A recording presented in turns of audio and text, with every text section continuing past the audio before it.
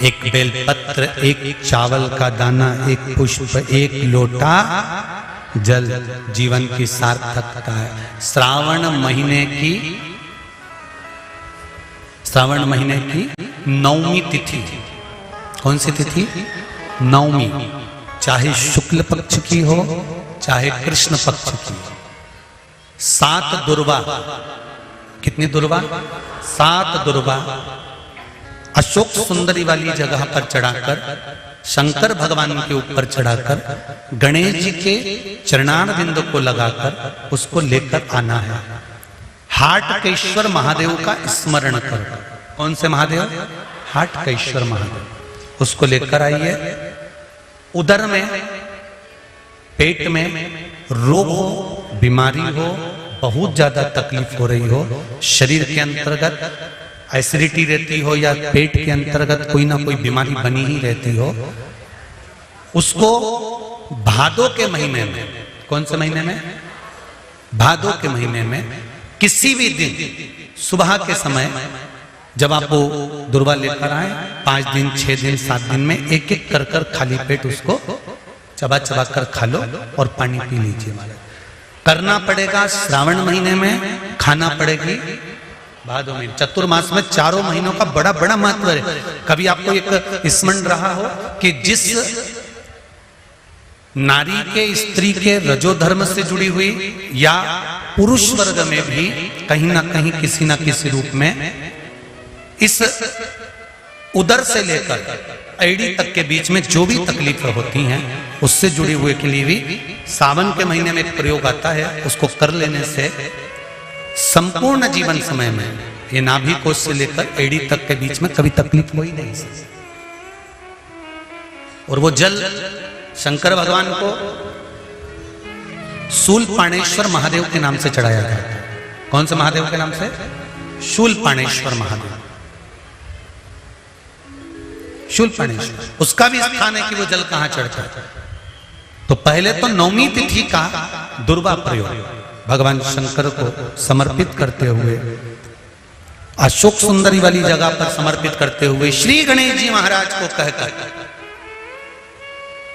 आपको याद होगा जिस समय पर श्री गणेश जी महाराज कुबेर जी महाराज के घर में भोजन करने गए थे, सारा अन्न भगवान गणेश जी पा गए थे, तब शंकर भगवान ने दुर्वा भेजी थी। ये दुर्वा जब गणेश जी को भेजी गई थी तो वो औषधि के लिए भेजी गई थी कि गणेश जी ने ज्यादा पा लिया है तो शरीर में रोग ना हो जाए, पेट में कोई रोग ना हो जाए। तब शिव जी ने भेजी थी अशोक सुंदरी के माध्यम से। इस दुर्वा का प्रभाव रोग मुक्ति के लिए किया जाए। रोग, शुक्ल पक्ष की नवमी तिथि, पीला चंदन घिसकर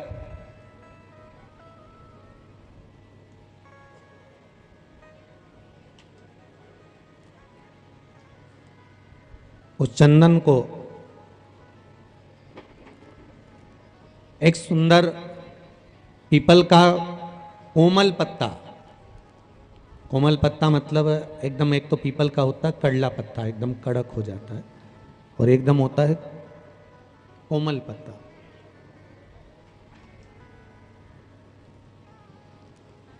उस पीपल के कोमल पत्ते पर पीला चंदन घिसकर, जो वो चंदन होता है, उस चंदन को घिसकर उस चंदन को उस पत्ते पर रख लें।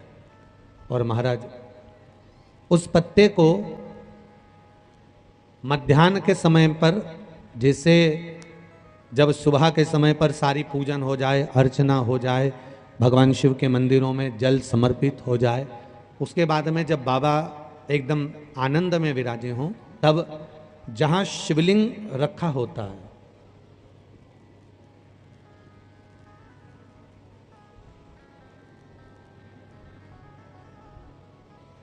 जैसे ये शिवलिंग है और ये कटी भाग जहाँ शिवलिंग रखा हुआ है, इस कटी भाग पर जहाँ शिवलिंग रखा है उसके पास में ही 3 उंगलियों से चंदन का लेपन उस कटी भाग पर करना है।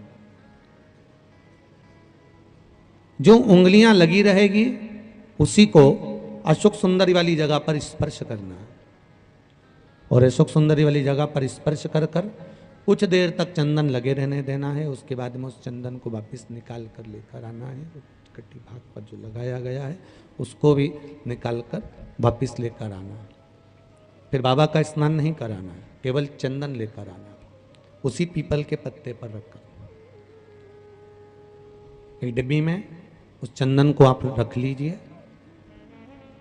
कुछ दिन जिसकी नेत्र ज्योति कमजोर है, चश्मा लग रहा हो, श्रवण शक्ति कमजोर हो, सुनाई कम दे रहा हो, उसके कंठ से इस ठोड़ी तक उस चंदन का तिलक लगाना प्रारंभ कर दीजिए और नेत्रों के नीचे थोड़ा सा वो चंदन लगाना प्रारंभ कर दीजिए। लगभग 20 से 22 दिन तक आप उसका प्रयोग करिए और एक रुद्राक्ष का जल शिव को समर्पित कर कर उस जल का आचमन करना प्रारंभ कर लीजिए। लगभग 22 दिन लगेंगे। धीरे धीरे फिर जाकर डॉक्टर को जांच करा लेना, नेत्र की ज्योति बढ़ना प्रारंभ हो गई है। पर विश्वास के साथ में, भरोसे के साथ में, क्योंकि सबसे मूल अगर कुछ है तो विश्वास मूल है। मानो तो मैं गंगा मां हूं और ना मानो तो बहता पानी। अगर आपका विश्वास प्रबल होगा, भरोसा अगर प्रबल होगा, विश्वास अगर प्रबल होगा तो भगवान मिलेगा, और अगर विश्वास नहीं है तो परमात्मा नहीं मिल सकता।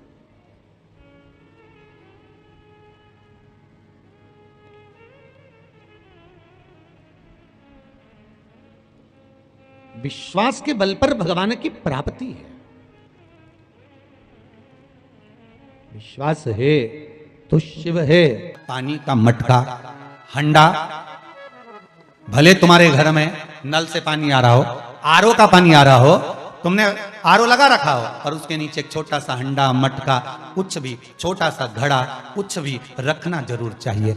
रसोई घर में भले इतना बड़ा हंडा रखो, मटका रखो, घड़ा रखो, कलश रखो, पर रखना जरूर चाहिए। क्यों? उसमें पितरों का स्थान होता है। तो घर में, रसोई घर में कभी परिवार में किचकिच नहीं होती, क्लेश नहीं होता। अगर हंडा भरा हुआ है, हंडा खाली होते होते जब सुबह के समय पर पानी थोड़ा रह जाता है, उस घर में जहां हंडा आधे से ज्यादा खाली हो जाता है, शास्त्र कहता है, भविष्य पुराण कहती है, जहां पानी का हंडा आधे से ज्यादा खाली हो गया, समझ लेना दूसरे दिन रसोई घर में क्लेश जरूर होगा, यह पक्का।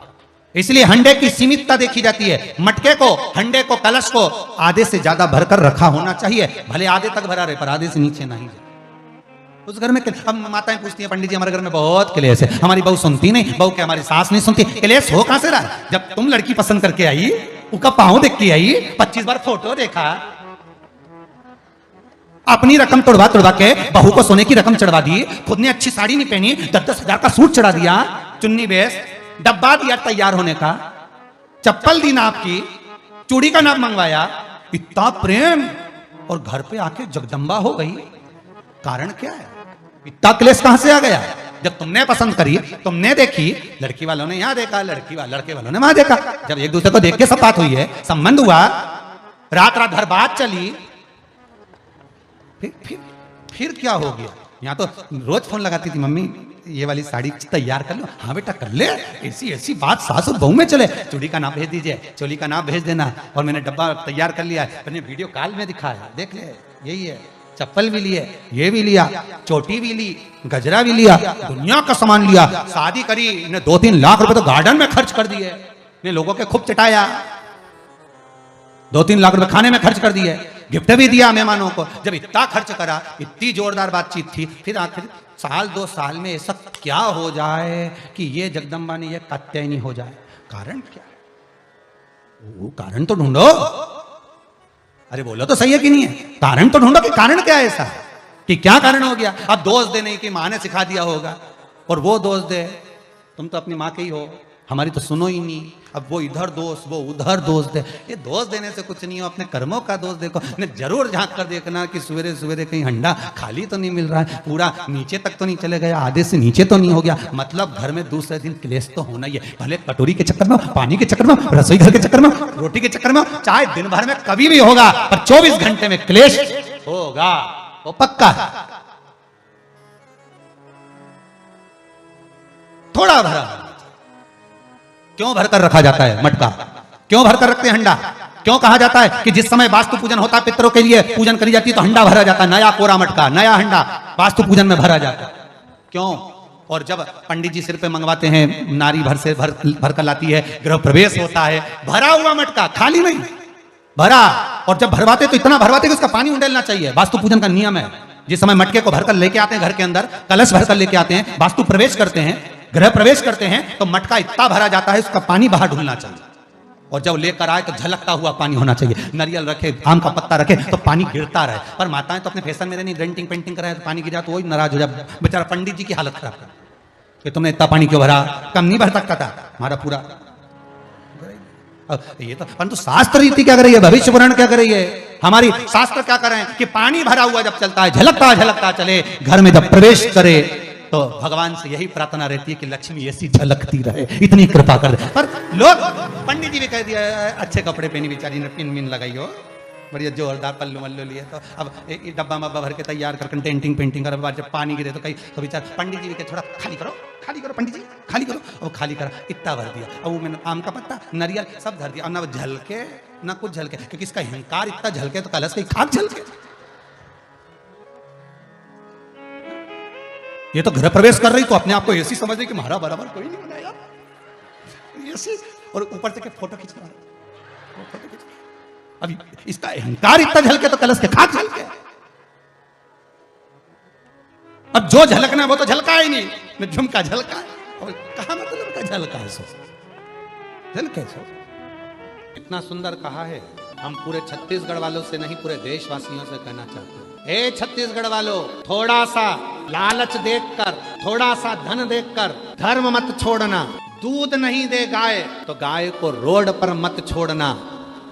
और इच्छा अगर भगवान भोलेनाथ पूरी करने में देरी लगा दें तो भी एक लोटा जल मत छोड़ना। कोई कितना लालच दे, कोई कितना धन दिखाए, कोई कितनी भी संपदा दिखाए, तो भी अपना सनातन धर्म मत छोड़ना। अपना सनातन धर्म छोड़कर हमें कहीं नहीं जाना। इससे सुंदर कोई धर्म नहीं होगा जहां एक लोटा जल सारी समस्या का हल। बोल बम का नारा है, श्री शिवाय। इससे सुंदर धर्म क्या होगा? एक लोटा जल चढ़ाया, 3 बार ताली बजाई, काम हो गए।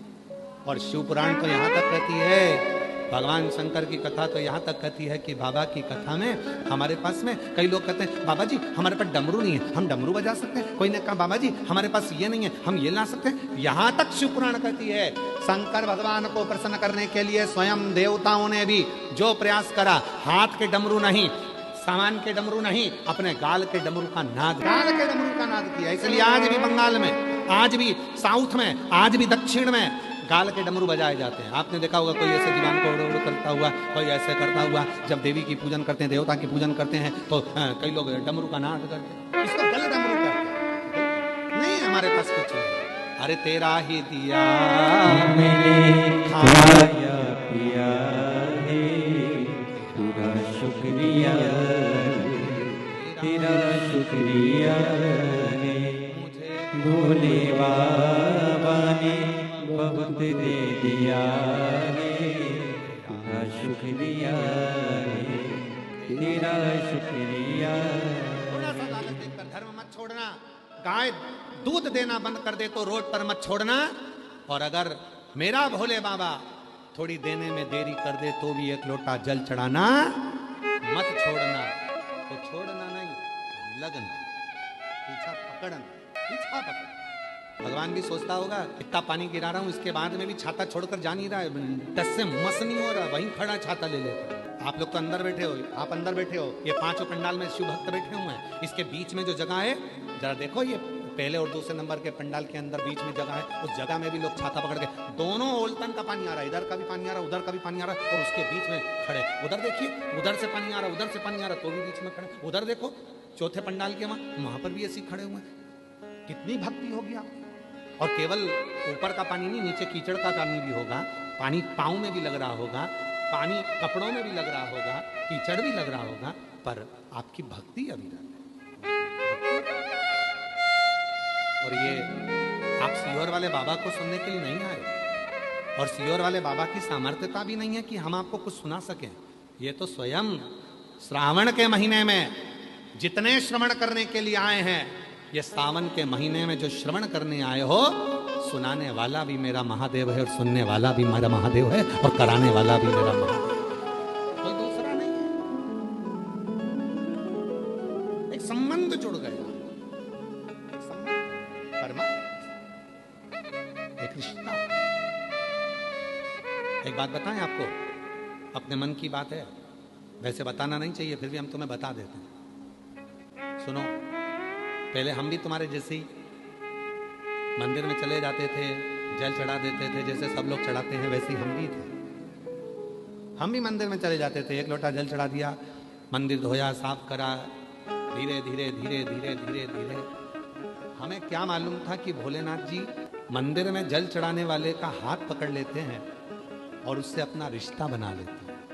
इसीलिए मेरी बहनों, मेरी बेटियों, मेरी जीजियों, मेरे जीजाओं, मेरे भाई, मेरे बुजुर्ग माँ बाप, हम आपसे कहते हैं कि आप कुछ मत करो, शिव के मंदिर में जाकर एक लोटा जल चढ़ाना प्रारंभ कर दो, तुम्हें रिश्ता जोड़ने की जरूरत नहीं पड़ेगी।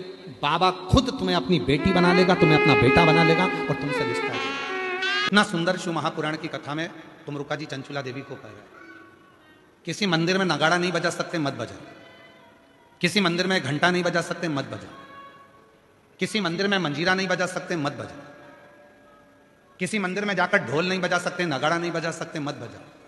पर शिव पुराण की कथा कहती है 5 ऐसे हैं जिनके चेहरे पर यदि आपके द्वारा मुस्कुराहट आ जाए तो समझ लेना कि आपकी जिंदगी नगाड़ों से, ढोल से, मंजीरे से और खुशियों से भर गई। 5 ऐसे। पहले नंबर पर है मां, दूसरे नंबर पर है पिता, तीसरे नंबर पर है बेटी, चौथे नंबर पर है बहू और 5वें नंबर पर है शिव का भक्त।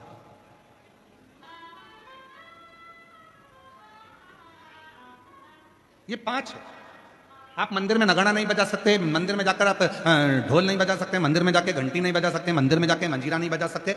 दुनिया की यदि सारी खुशियां आपको आपकी जिंदगी में चाहिए तो इन 5 को प्रसन्न रखने का प्रयास करो। इनके चेहरे पर स्माइल होना चाहिए। तुम्हारे घर के बुजुर्ग माँ, तुम्हारे घर के बुजुर्ग पिता, तुम्हारे घर के अंदर रहने वाली बेटी, तुम्हारे घर में आने वाली बहू और तुम्हारे घर में आने वाला कोई शिव भक्त जिससे तुम मिलो, उसके चेहरे पर प्रसन्नता होना चाहिए। समझ लेना कि तुम्हारी जिंदगी की सारी तरक्की तुम्हारे सामने। घर में माँ की आंख में आंसू है तो तुम मंदिर में कितनी भी जोत लगा लो, मंदिर में कितना भी अभिषेक कर लो, कितनी भी पूजन कर लो, कितनी भी अर्चना कर लो, सुख नहीं मिल सकता।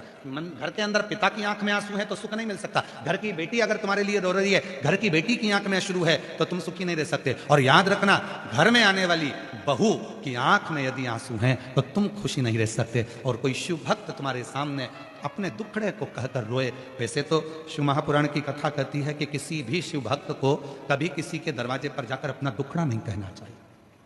क्यों? कभी किसी शिव भक्त को अपना दुखड़ा कभी किसी के सामने जाकर नहीं कहना चाहिए। जो शंकर भगवान को एक लोटा जल चढ़ाते हैं, जो शिव जी की आराधना करते हैं, जो शिव की साधना करते हैं, जो शंकर की भक्ति में डूबे रहते हैं, जिन्होंने शिव महापुराण की कथा पर अटूट भरोसा कर लिया, विश्वास कर लिया, दृढ़ता कर ली, जैसे आप सब लाखों की संख्या में आए हो कथा को श्रवण करने के लिए, आपके अंदर विश्वास है मैं अगर कथा सुनूंगी 7 दिन पंडाल में बैठकर कथा का तत्व ग्रहण करूंगी और वहां की मिट्टी को अपने हृदय से लगाऊंगी, निश्चित है 3 महीने में मेरा बाबा मेरी झोली भरेगा। यदि तुम्हारे भीतर दृढ़ता है, यदि तुम्हारे भीतर भरोसा है, यदि तुम्हारे भीतर शिव के मंत्र का, श्री शिवाय नमस्तुभ्यम का, ओम नमः शिवाय का, नमः शिवाय का, महामृत्युंजय मंत्र का, शंकर के नाम का यदि भरोसा दृढ़ है, तुम्हारे अंदर विश्वास है, तो यह मानकर चलना कि तुम्हारे को शिव की कृपा अपने आप होना प्रारंभ हो जाए।